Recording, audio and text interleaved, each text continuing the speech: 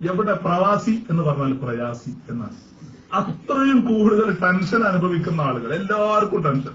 ജോലി ഉള്ള ആൾക്ക് അതിനെക്കാണ്ട് കയറ്റം കിട്ടാഞ്ഞിട്ടുള്ള ടെൻഷൻ, ഇല്ലാത്തക്ക് വീടുള്ള ആൾക്ക് വീടിന്റെ രണ്ടാമത്തെ തട്ട് ഇല്ലാത്ത ആൾക്ക് ഉണ്ടാക്കാനുള്ള ടെൻഷൻ, ഉള്ള ആൾക്ക് രണ്ടാമത്തെ മുകളിലേക്ക് എടുക്കാനുള്ള ടെൻഷൻ, മറ്റാൾക്ക് മതിൽ കെട്ടാനുള്ള ടെൻഷൻ. എപ്പോഴും ടെൻഷനുകളുടെ ലോകം, വല്ലാത്ത ടെൻഷൻ, എപ്പോഴും ഹമ്മ്. എന്നാ അതിന് ഞാനൊരു മാർഗം പറഞ്ഞുതരാം. ഏതായാലും കുറച്ചേരങ്ങൾ കാത്തിരുന്നല്ലോ, അതിനൊരു ഗുണമാണല്ലോ, അതുകൊണ്ട് പറയാം. റസൂലുള്ളാഹി സ്വല്ലല്ലാഹു അലൈഹി വസല്ലം തങ്ങൾ പറഞ്ഞ ഹദീസ് ഇമാം തുർമുദി ഉദ്ധരിക്കുന്നത് കാണാം. ലാ ഹൗല വലാ ഖുവത ഇല്ലാ ബില്ലാഹിൽ അലിയിൽ അലീം എന്ന ദിക്ർ 99 രോഗങ്ങൾക്ക് മരുന്നാകുന്നു. 99 രോഗങ്ങൾക്ക് മരുന്നാണ്.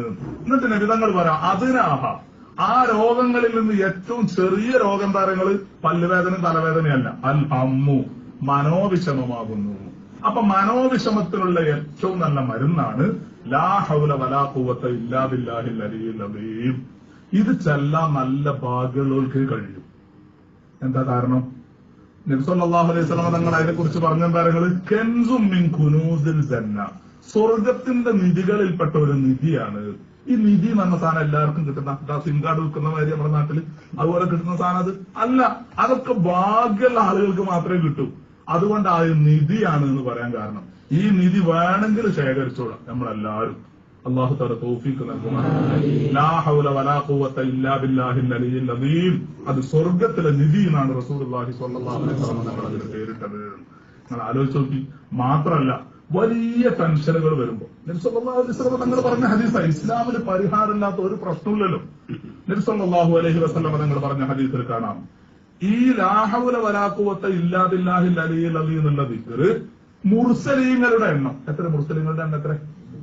313 വട്ടം ചൊല്ലിയാൽ മുർസലുകളുടെ എണ്ണം അനുസരിച്ച് ലാ ഹൗല വലാ ഖുവത ഇല്ലാ ബില്ലാഹിൽ അലിയിൽ അദീം എന്ന ദിക്ർ ചൊല്ലിയാൽ ഏത് പ്രയാസത്തിനാണ് നിങ്ങൾ ഉദ്ദേശിച്ചത് ആ പ്രയാസത്തിന് പെട്ടെന്ന് പരിഹാരം ഉണ്ടാകും. ആലോചിച്ച് എത്ര നല്ല ഹദീസുകൾ എത്രയാണ് നമുക്ക് റസൂലുള്ളാഹി സ്വല്ലല്ലാഹു അലൈഹി വസല്ലം പഠിപ്പിച്ചത്. നമുക്കൊക്കെ ഉപകരിച്ചൂടെ? ഒന്നും നഷ്ടമല്ല.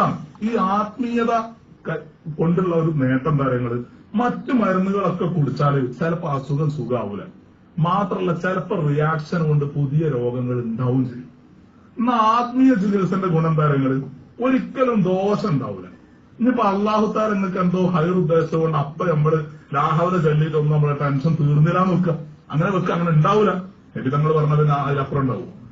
ഇങ്ങനെ ഉണ്ടായിട്ടില്ലെങ്കിൽ തന്നെ ലാ ഹൗല ചൊല്ലിയ ദിക്റിന്റെ കൂലി ഏതായാലും നമുക്ക് കിട്ടൂലേ?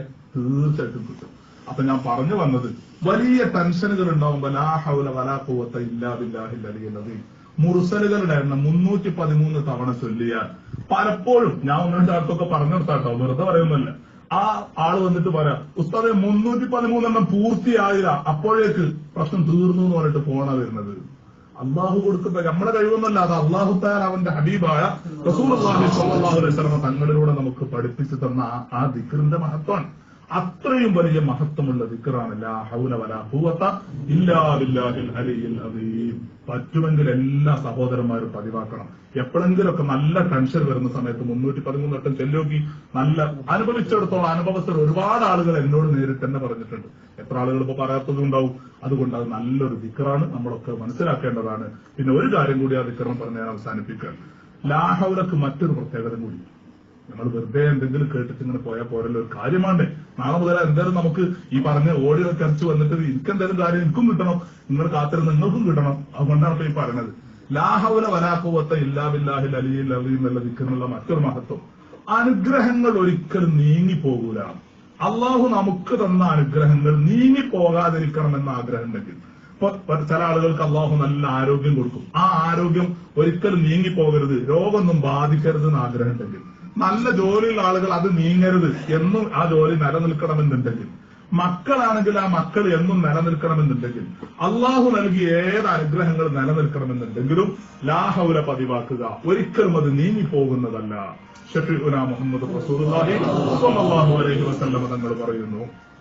അപ്പൊ പറഞ്ഞു വന്നത്, വൽ ബാഖിയാത്തു സ്വാലിഹാത്തു ഖൈറുൻ ഇൻദ റബ്ബിക്, അള്ളാഹുവിന്റെ അടുക്കൽ അതാണ് ഏറ്റവും ഉത്തമം.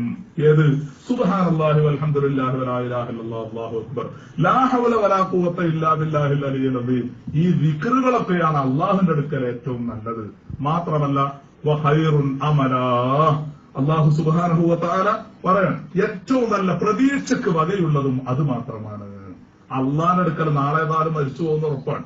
ആ അള്ളാഹിന്റെ അടുക്കൽ എത്തിയാൽ നമുക്ക് പ്രതീക്ഷിക്കാനുള്ള ഒരു വക ഉണ്ടെങ്കിൽ, പ്രതീക്ഷക്ക് നല്ല പ്രതീക്ഷയിൽ നമ്മൾ നിൽക്കേണ്ട ദിക്റുകളാണിത്. അപ്പൊ സമ്പത്തും സന്താനങ്ങളും ഒക്കെ ദുനിയാവിന്റെ അലങ്കാരമാണെങ്കിൽ ആഖിറത്തിൽ നമുക്ക് പ്രതീക്ഷയുള്ളത് ഇത്തരം ദിക്റുകളാകുന്നു. അതാണ് അല്ലാഹു സുബ്ഹാനഹു വ തആല റസൂലുള്ളാഹി സ്വല്ലല്ലാഹു അലൈഹി വസല്ലം തങ്ങൾക്ക് പഠിപ്പിച്ചു കൊടുക്കുന്നത്. അഥവാ ഈ ഒരുപാട് വലിയ വലിയ പ്രമുഖരായ മുതൽ ഗോത്രത്തിലെ പ്രമുഖരൊക്കെ വന്നിട്ട് അവരുടെ സമ്പത്തിനെക്കാളും അവരുടെ സ്വാധീനത്തെക്കാളും ഒക്കെ അള്ളാഹുവിന്റെ അടുക്കൽ ഉപകരിക്കുക എപ്പോഴും ഈ പറഞ്ഞ ദിക്റുകളൊക്കെ ചെല്ലുന്ന ഈ സാധുക്കളായ ആളുകളാണ്. അവർക്കാണ് നാളെ അള്ളാഹുവിന്റെ അടുക്കൽ കൂടുതൽ പ്രതീക്ഷയുള്ളത്. ഇവരുടേതൊക്കെ താൽക്കാലികമാണ്, അത് മുഴുവനും സ്ഥിരമാണ്. അല്ലാഹു സുബ്ഹാനഹു വ തആല നമുക്കൊക്കെ അവന്റെ ഖുർആൻ പറഞ്ഞതനുസരിച്ച് ജീവിക്കാനുള്ള ഭാഗ്യം അല്ലാഹു സുബ്ഹാനഹു വ തആല നൽകുമാറാകട്ടെ.